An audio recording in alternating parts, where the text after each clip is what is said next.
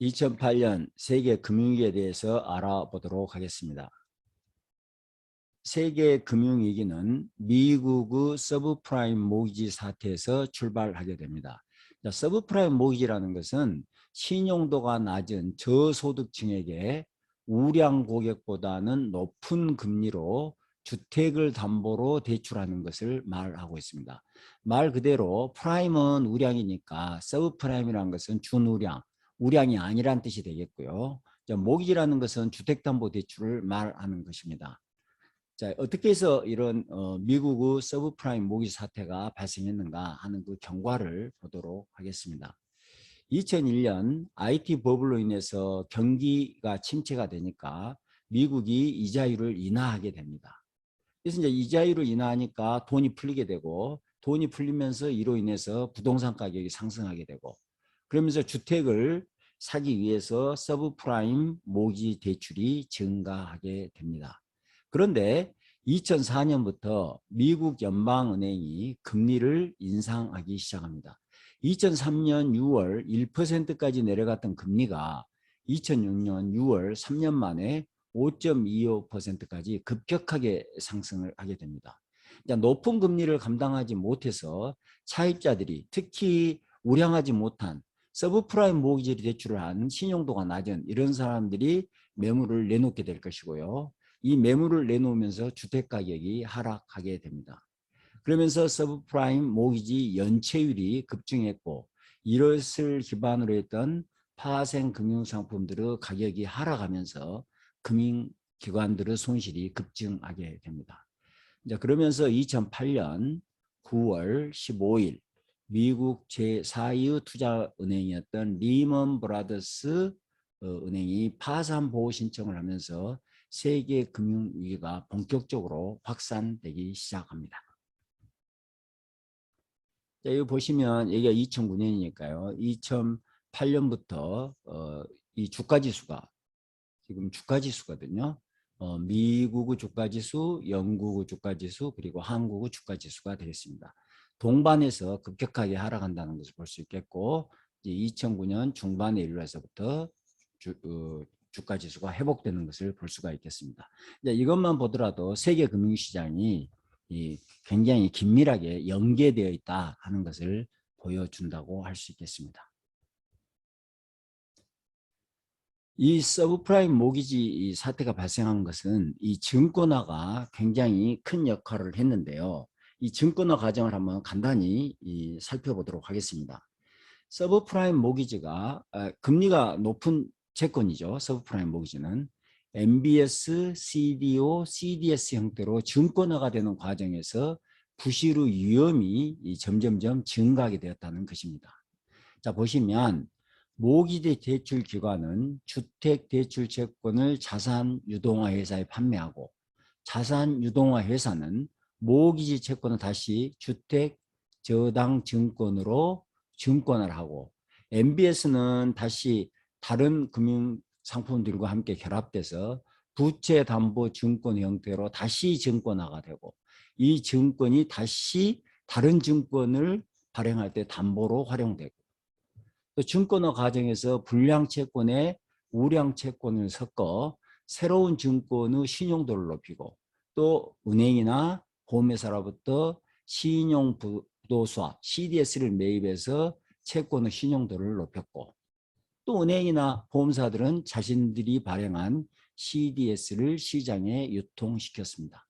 증권화 과정에서 수많은 금융기관들이 복잡하게 얽히면서 최초 대출 채권 발행자와 최종 투자자들 사이의 간격이 커졌고, 또 채권의 위험도가 과소평가되었다는 것입니다. 결과적으로 서브프라임 모기지 대출의 신용위험이 최종 투자자에게 전가되었고, 증권화 과정에서 관련된 금융기관들의 전반적인 도덕적 해이가 상황을 더욱 악화시켰다, 이렇게 볼 수 있겠습니다. 자, 간단히 설명하면 여기에 지금 서브프라임 모기지 대출한 차입자들이 있습니다. 이 차입자들은 서브프라임 모기지 때문에 금리가 상당히 높은 거죠. 그러면 이것을 다시 증권화 시켜가지고 다른 금융기관으로부터 차입을 하고 이 금융기관은 이 채권을 가지고 다시 이 증권을 시켜서 또 차입을 하고 그다음에 여기에다가 CDS 등을 결합시켜 가지고 신용도를 높여서 또 차입을 하고 그러면서 이 투자자들이 이 증권 샀을 때 이 누가 이익을 책임졌는지 다시 말해서 이 차입자와 투자자들 사이의 간격이 굉장히 벌어지면서 그 위험도가 과소평가되었다. 이런 설명이 되겠습니다. 미국에서 서브프라임 모기 사태로 위기가 터지자 이 위기가 유럽, 아시아 등 전 세계 금융시장으로 그 충격이 확산되게 됩니다. 이제 아시아 금융기관들은 서브프라임 모기지로 파생된 금융자산 보유액이 많지 않아서 직접적인 피해는 크지 않았습니다. 유동성에 직면한 선진국 금융기관들이 투자 자금을 급격히 회수하면서 아시아 신흥국들의 주가와 통화 가치가 하락하였다는 것입니다. 다시 말해서 직접적인 피해는 없었으나 선진국 금융기관들이 자기들이 돈이 필요하니까 자금을 회수하면서 어려움을 겪게 되었다. 이런 이야기가 되겠습니다. 세계 경제 침체에 따라 동유럽 국가들도 경상수지 적자가 늘어나면서 채무 불이행 가능성이 높아졌고 특히 2011년부터는 남유럽 국가들이 재정 위기에 노출되면서 세계 경제의 불안정성이 지속되었습니다. 이 미국 금융위기가 한국 경제에 미친 영향은 어땠을까? 세계 금융위기가 심화되면서 국제 금융시장에서 한국의 신용 위험도가 증가했습니다. 당시 한국의 단기 외채 비중이 97년 외환위기 때만큼이나 높았고 또 해외 투자자들은 대외 교방도가 높은 한국 경제가 세계 경제 침체와 함께 침체가 불가피할 것이다. 이렇게 생각해서 해외 금융기관들이 자본을 회수했고 자본 회수하면서 한국 주식시장이 폭락하게 됩니다. 2008년 금융위기는 하지만 1997년 외환위기 상황과는 비슷했지만 이를 극복하기 위한 정책 대응에는 큰 차이가 있었습니다. 무슨 차이인 거는 97년에는 IMF 주도로 금리를 인상하는 등 긴축적인 재정금융정책을 실시한 반면 2008년에는 금리를 인하하는 등 확장적 재정금융정책을 실시하였다는 것입니다.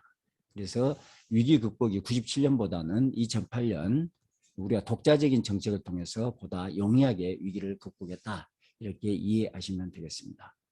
환율이 급등하게 되니까 이 환율 예방을 위해서 2008년 3월 2,600억 달러에 달했던 외환 보유액이 11월에는 2천억 달러까지 감소하는 것을 보이고 있습니다.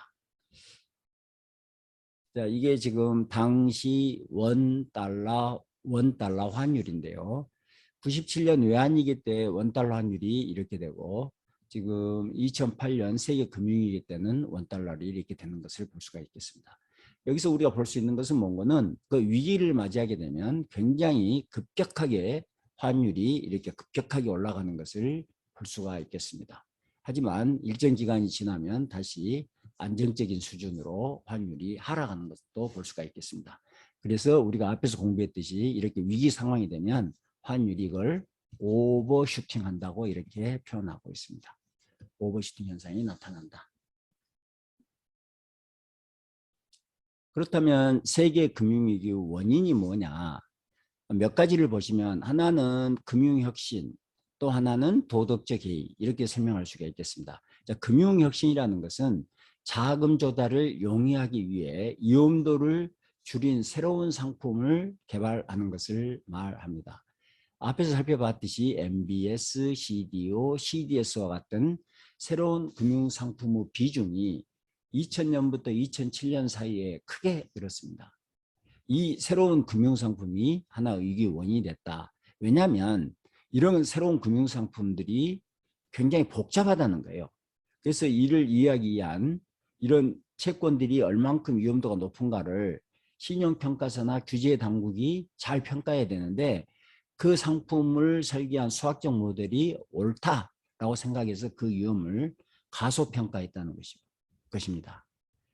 그리고 금융기관들의 도덕적 해이가 이런 위기를 확대했다.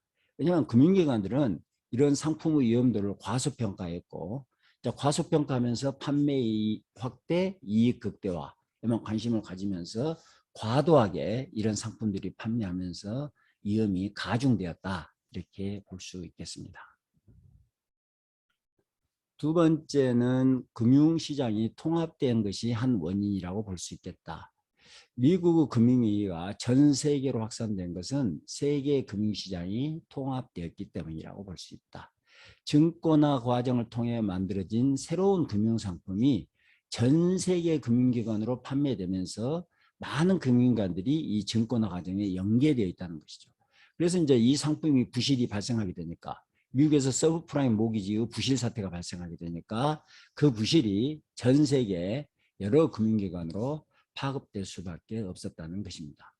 당시 미국 채권에 많은 투자를 한 유럽 금융관들이 직접적인 타격을 입어 파산한 금융기관이 속출하였고, 이제 세계 금융시장의 통합 정도가 높아지면서 미국 위기가 세계적 위기로 확산됐다고 볼 수 있겠습니다. 세 번째는 글로벌 불균형이 또 한 원인이었다. 글로벌 불균형이란 것은 우리가 앞서 공부했듯이 미국의 장기간에 걸친 대규모의 경상수지 적자를 말하고 있습니다. 적자국에서는 유동성이 감소하고, 적자니까 달러가 밖으로 나가는 거죠, 돈이. 그러니까 유동성이 감소하고 소비와 투자가 줄어들기 때문에 아시아 국가들이 아시아 국가들의 자본이 미국으로 가지 않았다면 이런 미국의 주택가격 버블이 나타날 수가 없었다는 것입니다. 그런데 아시아 등 경상수지 흑자국에서 적자국인 미국으로 자본이 공급되게 되니까 미국의 금리가, 자본이 풍부해지는 거죠. 그러면서 금리가 낮아져서 주택가격 버블이 형성되는 원인이 됐다. 이렇게 볼 수 있겠습니다. 이런 측면에서 글로벌 불균형을 2008년 세계 금융위기의 한 원인으로 볼 수 있겠다. 이렇게 설명할 수 있겠습니다. 이제 우리 교과서 박스에서는 세계 금융위기가 남유럽의 재정위기를 가져왔다 하는 것을 설명하고 있습니다. 자, 간단히 살펴보시면 2008년 세계 금융위기로 인해서 남유럽 국가들의 재정 적자가 급속하게 증가하게 됩니다. 재정 적자 확대는 다시 이자율 급등을 가져와서 금융위기를 더욱 악화시켰다는 것입니다. 그래서 남유럽의 사례를 보면 금융위기와 재정위기가 악순환을 가지면서 가지고 있다는 것을 보여주고 있습니다. 이 그림에서 보시다시피 이게 지금 미국의 장기 이자율인데, 독일의 장기 이자율이죠. 독일의 장기 이자율인데 나머지 남미 국가들의 이 금리가 굉장히 빠르게 상승하고 있다는 것을 볼 수가 있겠습니다. 정부 채권 장기 이자율이 2011년 12월 그리스는 물경 21.1%까지 상승을 하고, 금융기관의 파산 가능성이 높아지자 정부가 은행에 대규모 구제금융을 지원하면서 정부 재정적자폭이 더욱 나빠지는 재정위기를 맞이하게 되는 것입니다.